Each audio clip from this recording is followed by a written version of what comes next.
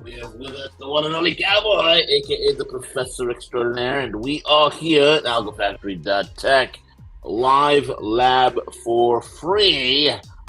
And look, if you're listening to us for free, you're checking out the live labs, don't hesitate, don't propagate, don't procrastinate. Join us at Algo Factory Tech. Be part of the last exploit you have. We're the last one standing. With that being said, Cowboy, what's going on, buddy?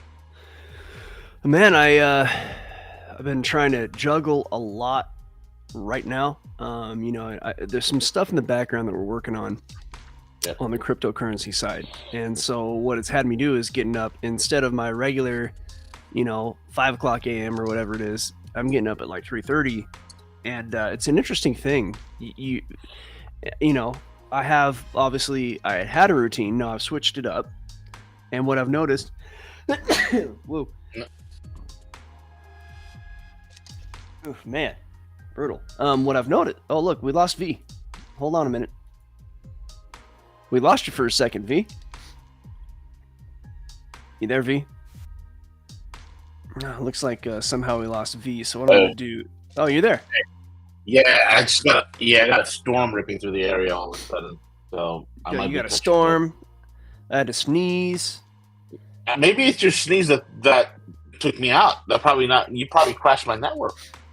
Yeah, I guess Joaquin Phoenix had a power outage too this morning too. In the middle of his show, he had to cut it early because I listened to him. It's well timed. I can listen to his live show. I'm still waking up. So when you said Joaquin, I'm thinking Joaquin Phoenix. You say Joaquin Phoenix? I might have said Phoenix. I meant Flores. You did say Phoenix. I was like, I did say Phoenix. Yeah. I meant Joaquin Flores. Talking about waking up. See, that's the thing. I woke up later today. Instead of my usual fucking Phoenix, Jesus Christ. Instead of my usual 3:30, I woke up at a later time today, just because I could or whatever. But what I noticed about this earlier wake up is I get hungry 2 hours earlier, right? I think we forget how much energy our brain takes up. Right. And this is all brain work. So it just goes to show you, even if you're using your brain a lot, you got to make sure you have proper nutrition. Right. So I cooked the sickest short rib, dude. I smoked it for, I did a rub, and then I smoked it for a couple hours.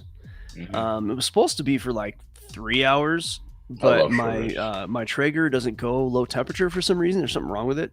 So I took it out after 2, and then I oven low cooked it in a wine, garlic, rub and butter bath, and I cooked it for like 2 hours. Slow cooked it, low temp. God, man, dude, that's better than having a Nathan's hot dog with ketchup. Dude, that's better than eating a single French fry. That's dude, now you got a Traeger. You're hardcore, bro. What's that? You got a Traeger that you're hardcore. Oh, I don't mess around. I hear that. I gotta come over to your house. The hell yeah. You know what I did was, because, there's just 2 of us usually. And, we have kids now, but, it's not like I have a huge group of people coming over all the time. I got this Traeger that it's like you can move it around with you. It's probably about 2 foot wide, maybe 2.5 foot wide by 2 foot deep. The hopper is inside of it. It's like a square, and you open it up like a big giant, kind of like a suitcase. Nice. And you can take it with you places. Comes in a giant bag, and if you had a deep cell, like a marine battery, you could run that thing for like 12 hours. You just you take it camping with you. So yeah. Anyway, I do a lot of meals on that thing. So we did that. So yeah, that's what I got waiting for me. But I had to eat. I've been having to eat early now. As soon as these shows are over, I have to go freaking scarf down because I'm starving. It's crazy. I'm not used to that. Yeah. I condition myself not to need food like that, so it's like dinner time for you. That's why you're waking up at 3. Right, yeah, exactly. It's like lunchtime. It's freaking 9 a.m. That's nuts, brother. All right, so what do we have today? Today is another slow day in the market. You want to park it? Definitely. Let's see. Yesterday it was pretty crazy. I had a lot going on. Unemployment rate, non-farm employment change, average hourly earnings. That all stuff just came out a few minutes right as we started the show. Yeah. That stuff came out. So that's why. What's it at right now? Let's see. Oh, what just happened? I was looking at the wrong day. July 28th. That's my brother's birthday today. Actually, what we have today is core PCE price index, month over month, no change. And then employment cost index. Employment cost index quarter over quarter. Looks like that went down. Employment cost index went down. So what is that? How does that affect? What in the world's going on with this calendar, man? It's killing me. Okay, the change in the price of business and government pay for civilian labor. Actual greater than forecast is good for currency. So it looks like supposedly businesses and governments are paying a little bit less quarter over quarter for their labor, which is not good for currency, which usually means that things would, in this case, rise up against the dollar, according to that news. And as we started, I was looking at the euro versus the dollar, and I was thinking about taking a trade, and I said, this doesn't look good. Like, it popped up, but it was already on, like, it wanted to go down, and sure enough, I'll actually show you all what happened here. It was right as V and I were kind of chatting before we came live, because we just came live a little bit later today. We're busy mumble rapping together. We're going to create a mumble rap group based on heart medication. So you should for high cholesterol. Show them, do our key moment in the song. Go for it.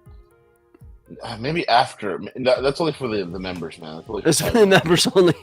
Members only. Bro. Would you? Let me go ahead and share the screen here. We already have lyrics and everything. It's great.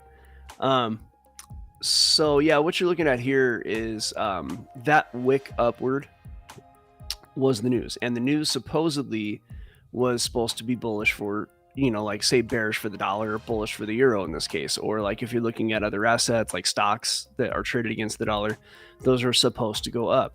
Like if I took a look right now, just real quick at the SP 500 on that lower time frame, we'll probably see something similar to that. Yep, look at this. This is the SP 500. Let me expand it to make it visible. And you see that big wick up. Same exact thing. So the stock indexes, that's the EUR USD. What the hell? I'm like, that looks really similar. Let's do ES. Let's do that. Okay. Well, those are still rising. Wow, that's healthy. So looking at a 5-minute chart. Yeah. But yeah, equities are on a tear. And we talked about this, I think yesterday we charted equities. They're kind of sitting at a prior resistance, or they're moving up towards, there's like a mini sort of resistance right here. So it's a 5-minute chart. Let's go to a higher time frame. Get a real read on this. So I know there's a lot of news about the stocks right now, and as of now, price did reject at this resistance, came to it as my charting did predict weeks ago. So yeah, I mean, what's going to happen here is price going to potentially come back down to retest this area. That's quite possible. You could see price do that. It seems like they're really trying to push the equities up, though. It seems like, every day in the news is a new local high. You know what I mean? Like they're kind of, it seems like equities are being pushed up. We talked about it yesterday. That's the whole conversation that V really had yesterday. Had to do with the fact that they need to, really inflate the market. Otherwise, basically, there's no yield for these guys, and the financial markets die. So we could be in the midst of one of these run-ups. But remember, and again, this is just a quick little repeat from yesterday. This could happen what I just drew. There's a lot of things that could happen. Could be that we see, a consolidation below this line, just right here, and then maybe a pop upwards. That could happen as well. Remember, our all-time high was around 4,800, if I remember correctly, on the S&P. And of course, all the other stock indexes have similar charts. But if we go back in time, we can see this is our all-time high. So, I do expect at some point price to reapproach that because things are just bullish right now. It could come down to test what I just drew down here and then run up to hit that. It could simply go up towards that. But that's what I'm expecting, just based on the way things have happened in the past, and the way that the algos are saying, things are bullish right now. It's just how it is. So that being the case, buying pullbacks right now is one way to go. But if you are trading the indexes, one thing to consider doing is looking for price to break above before you get in. That's one thing you can do. You got to do whatever your algo and research tells you to do. I'm just telling you how I do things.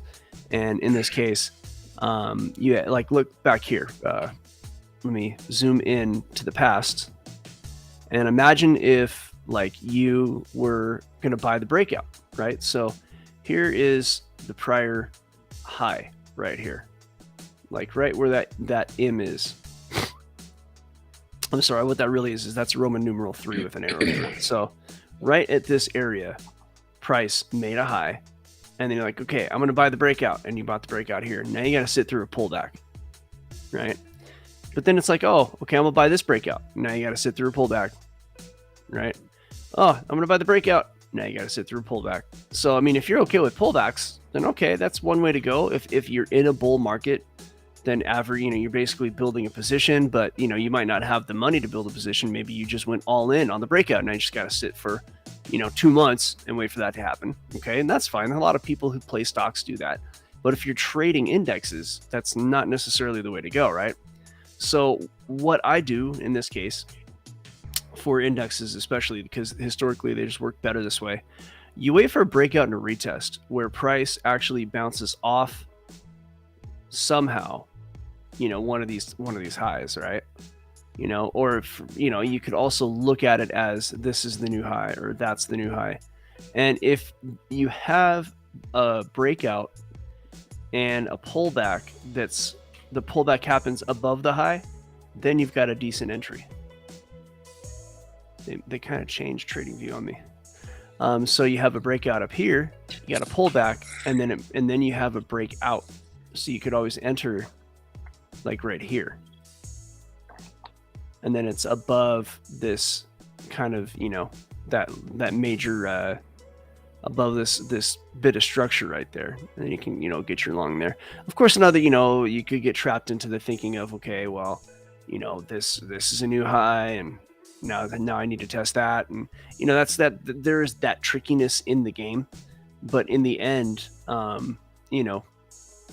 it's just, in the end, if you have an algorithm, then you're able to actually determine that the higher time frame is bullish, and then you see a pullback, and then you can use that algo to determine that this turnaround is in a bullish higher time frame, and you can just enter even down lower.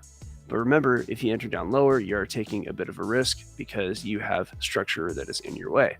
And in this case, there are lots of structure in your way. You've got this high, that high, this high, and now this high. So if you enter down here, you have to break through all that structure, right? So anyway, that's just that's the way to trade these indexes. And again, I can do this because I have algorithms telling me that the market is bullish and the high time frame, and I have algos telling me, okay, this is a turnaround in price. That's how I roll. That's how we trade the indexes. So let me take a quick look at the comments. I know we haven't done our usual thing here. Valley Girl, a philosophical Friday to all the YouTube groupies out there. Yeah, why not?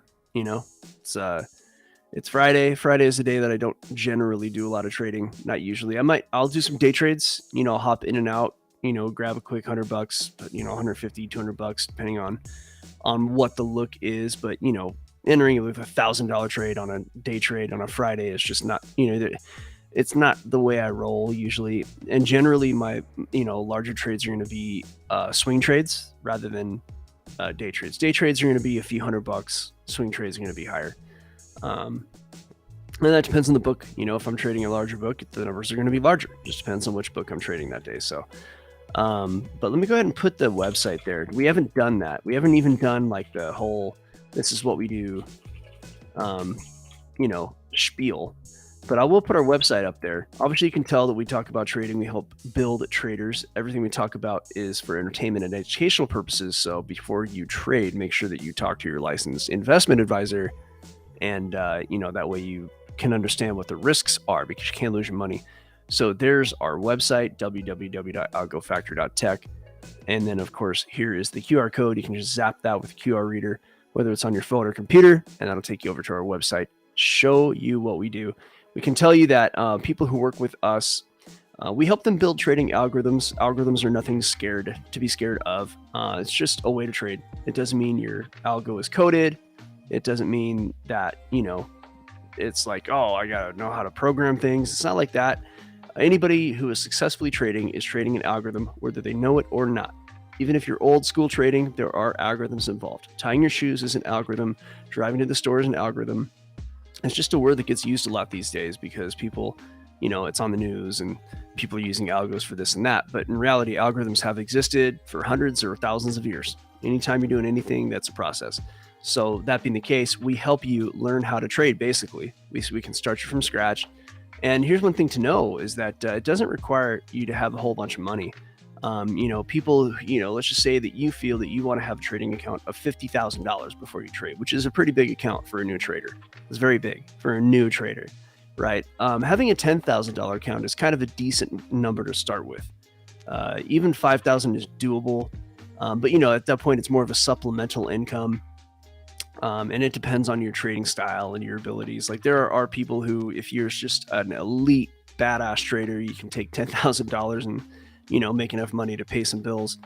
But you're at that point, you probably have been trading for a long time and your account's bigger anyways. But a new trader, if you have an algorithm and you're getting a few trades a month out of it because you're kind of new and you haven't really fine-tuned it, or even a trade or two a week. Look, a decent sized account, you can get yourself money to pay a car payment. You can even supplement income. And if you get good enough, and if you care to, you can make that your living. Although there are a lot of kind of professional traders who feel that having multiple streams of income is a good idea because, if you run into trouble, then you're not living and dying by the trade, right? So there's a lot of ways to go about this, but let's just say that this is what V talks about, and maybe I'll just let him talk about it. But V, why don't you expand on the whole idea of what you can do as a trader, even if you want to keep your job? Yeah, if you want to keep your job because you love what you do, and there are people that love what they do, and you want to. The beauty of trading is this. My God, think about it. I go on the low end and I say, if you could scalp $100 a day, that's $3,000 a month. $3,000 a month, and this is not even talking about compounding. And $3,000 a month, that's $36,000 a year. That's nice, man. Think about it. Maybe your job provides you with enough income where you're not only covering your bills, but it gives you a nice cushion to live a good lifestyle. And so you have nice things. You probably have a nice house. But imagine if you another $36K. That's, you don't want to. You're already good on your other investments. You probably want to trade some crypto and stuff on the other side. Maybe you're good on, let's say, your retirement, all that stuff, whatever, right?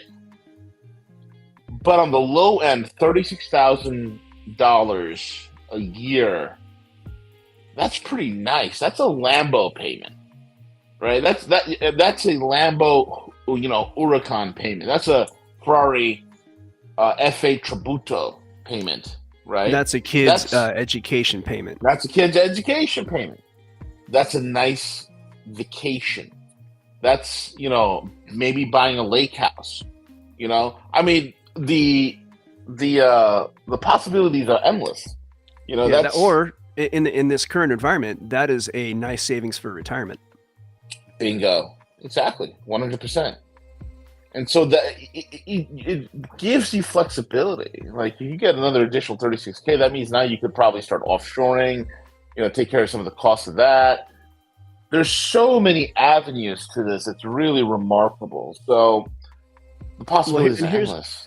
I was leading to, and I'm glad you said all that, because here's another idea. What if you're a pensioner and you want some extra money? You have to be careful. You have to talk to your investment advisor, because if you're on a fixed income, you want to make sure that whatever you're doing with your money, you don't lose it all, because that's the thing. And so, what we teach a lot of money management. We teach ways for people to look. 90% of traders lose 90% of their money in the first 90 days, specifically trading Forex. And I'm sure the numbers are similar to crypto and anything else.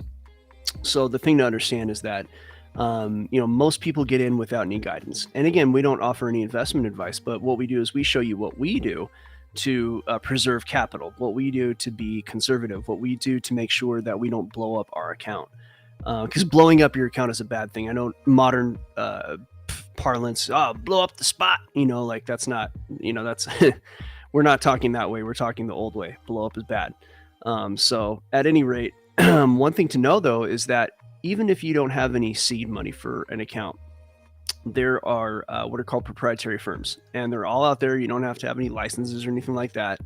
And if you can spend the time to build and test an algorithm and even trade a small account and become successful, then what you can do is apply to a proprietary firm. You take a simple test. They have you trade for them for 1 or 2 months or whatever it is.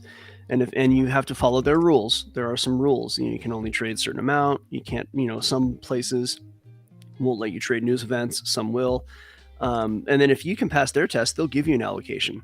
And it might cost you 100 or 2 or a little more to take their test, but they might give you, 50 grand, 100 grand. So, it doesn't mean that you have to have like, $20, $30, $50,000 just to start doing this. You can actually learn how to do it, take a test, and then be given an allocation. And that's very common out there. So I know a lot of people ask, hey, I get the emails like, how much do I need to have to start trading? I'm like, actually, well, if you want to trade your own funds, then a lot of people start with about 10 grand. But you don't necessarily need that. If you can learn how to do this, proprietary funds that will, they'll get you an allocation if you pass their test. So that's a very common thing to do. We don't have any proprietary funds to recommend, but there's a lot of prop desks out there. So do your research and find a good one. Yep. So V, we're at the end of the free to the public. Yeah. So guys, listen, look, don't sit on the sidelines, let money pass you by. Learn how you can profit from the market, whether it's crashing down or flying up or imploding upwards. You can make money doing it. Come join us right now over at Algo Factory. The link is in the description box, and be a part of the winning team. With that being said, the Cowboy, let's get into it.